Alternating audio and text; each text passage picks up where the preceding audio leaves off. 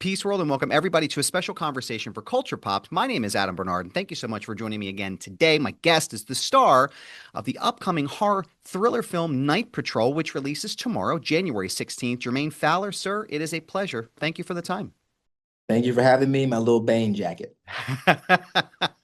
Now, let's get right into the movie here. Xavier seems like a very conflicted person between two worlds. He's a former member of the Crips, and now he's a member of the LAPD. I'm sure in his wildest dreams he never imagined to expect what he uncovered in the eventual scenes in the movie.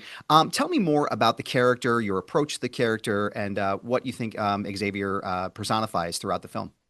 You said a piece of it. Xavier is kind of tethered between his old life and family that he's estranged from, and he used to be a Crip. It was raised in a family full of Crips, and now he works for the police department, and he wants respect from the police, but they don't respect him, and they don't want him there. He's uninvited. He's unwelcome, but it's not stopping him. He's a man with a vision, and he wants the best for his people. So he's partnered up with Mr. Justin Long, who is just one of my favorite people. He's We had an amazing time with the film. We spoke at length about our individual thoughts about our characters and our own insecurities about the characters, and it really helped kind of shape things and help things kind of just grow. So our conversations really helped with our chemistry. So I saw the cut and I was really blown away by what they got to capture between Justin and I. He's an amazing person. So and a new dad. So congratulations Oh, to nice. to Mr. Long. Yeah. Yeah, dude. I was drawn to the script. I was drawn to the story. As far as my personal process, I had to learn.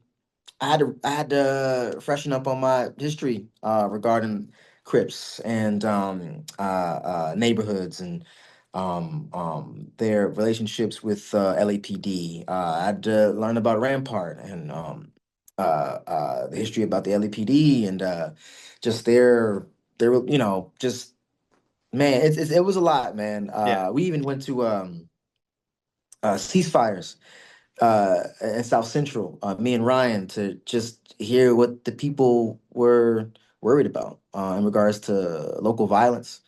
We got to talk to Bloods, we got to talk to former Crips, we got to talk to cops. I got to learn how to operate I think it was an AR-15, and I think there was an AK too. But I got to. Ryan's such a particular. His process was very technical, so I had to learn how to walk, how to put on glasses, how to operate as a LAPD police officer. They're all different. Every police department's different, and LAPD has a very particular way of doing things. So I had to talk to LAPD officers about what their minds are going through during an arrest, during a shooting, during a run, during a chase, whether it's on foot, whether it's in a car or a squad car. I had to watch police body cam footage, which was very haunting, and I don't advise that for anybody. And it was heavy. It's probably the most difficult, um, like daunting process, preparation, research that I've ever put myself through for a role. You've spoken previously about knowing what this script and this film could be and being so excited to actually see it brought to life. What has the experience been like for you so far, seeing some of the feedback from the film? And do you think that you hit that mark in what your vision was for the film? I don't know. I'm not sure. I can't sit here and expecting anything from a film or any project is just that's going to give you a headache. You can only show up and try to tell the story that's necessary for the story for the film. And so that's what I did. There are things that I hoped I was able to portray, um, in a concise way. I hope I was useful in the story. I hope I got to add to the story. That's all I can hope for. When people come back to me and recite or tell me what convey to me what they believe, what they connected to and what they wanted out of the story, or whatever it was, whatever they interpreted from the film. That's the best part, because it's always, because we're all different. We all have different experiences with either police or even vampires, I hope. But it's just, I can't, I can't thank people enough for seeing this film and sharing their thoughts with me, because I have a different, process, emotionally, mentally. My filter is different, so I feel like people are all going to have a different, interpretation for a film like this. So that's the best part about doing a movie like Night Patrol, to be real. I love the grittiness of the film as well. It gives that old school like 35 millimeter type of film, and for me it Mm-hmm. added like a whole extra level of terror to the whole thing, because it's like those old horror flicks you watch. You're like, oh God, what's coming around the corner next? And then oh, this is Hmm. insane, right? Just totally Right, crazy. But right. Ryan Prowse vision on that and the use of the grittiness feels really purposeful. What was it like working with Ryan on this film, and how did that particular vision help better direct you in that role of Xavier? You said it. It was gritty. We were in Pacoima, California, which we were in the hood. Like, we shot up there, and it felt real. We weren't in any soundstage or anything like that. We were amongst the people. It felt real. It felt like we were running and gunning. It felt guerrilla. It felt grassroots. It felt like we were truly making something that was from the heart.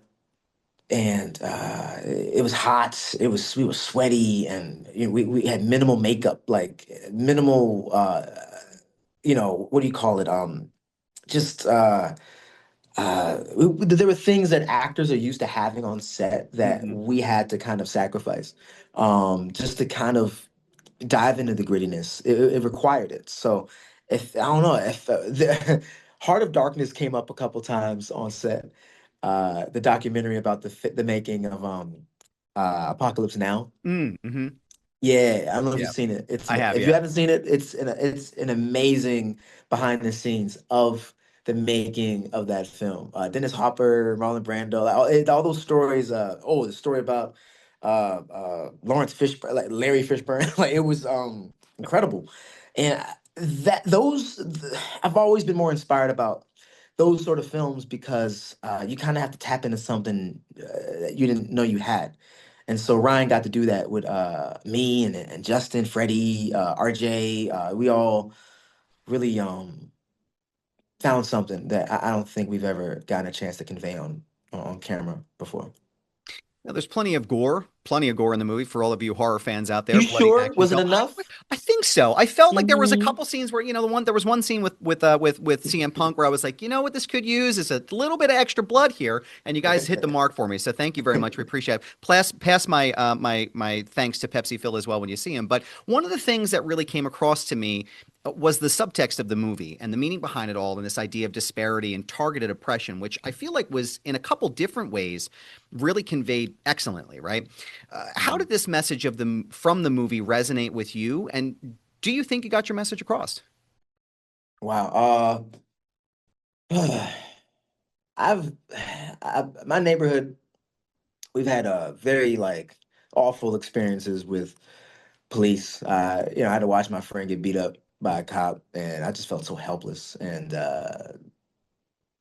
yeah, and it was something I was channeling a lot, during filming, and it wasn't an easy thing to kind of tap into, during those moments. There are moments like this very pretty triggering, honestly. Like, when you're watching, squad of cops wreak havoc on, a neighborhood reminiscent of the one I grew up in. So it helped though. Like, it really was like one of those things where like this this this story is like just so unique in the horror sense, and in a cinematic sense, where we're really like kind of like tapping into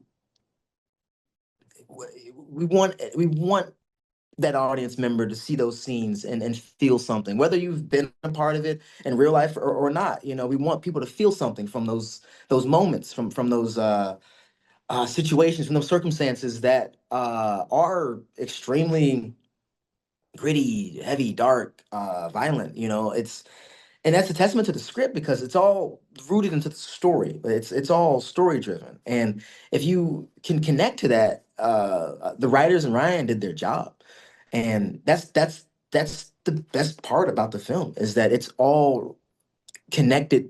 Every piece of the story, every character, every moment is kind of connected to each other, and it kind of reminds me of my favorite films that I grew up watching, like Traffic and Boys in the Hood, and Yeah. um, Yeah, man, like heavy boys in the hood type of feeling to it. Like just yeah, everything about it was like, wow, and this that's reminds me of that those movies. Yeah. right. Yeah. Well, that's the authenticity I think that was important to the film. You know, you look back in the '90s and '80s, like gangster flicks from LA, they felt real. Yeah. Even Training Day too, like it just Yeah. feels like you're there.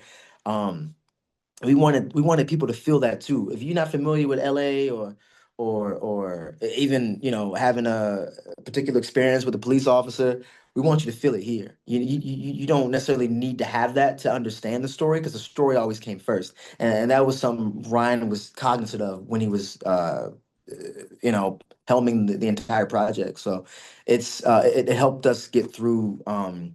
He always had an answer for our questions, and it was magnificent, man, to be a part of this joint, man. I hope people really really connect to it. I really enjoyed my viewing of it. I watched it again this morning. It's absolutely incredible. Please go out You of your way did? to. I did. Yes, it was fantastic. It's amazing. Yeah, it was excellent, man. You listen. Not just because we're on the call here. You did a fantastic job. I thought you were incredible in the movie. So Thank you, bro. you hit that mark for me, sir. But Thank you, go bro. ahead and go out of your way after you're done watching us chat. By the way, because this is a dynamic conversation here. Go out of your way to check out Night Patrol, which hits theaters tomorrow, January 16th. I want you to check your local listings in your area for showtimes. Jermaine Fowler, this has been a pleasure. Thank you and your Bane jacket for joining me, and congratulations on an incredible film. Anytime, bro. Thank Next you time, very let me much, know. I'll man. bring my mask and we can practice the voices if you want to. I am the darkness. I appreciate you, bro. Oh, Thank darkness you. is your ally. Yeah, yeah, yeah.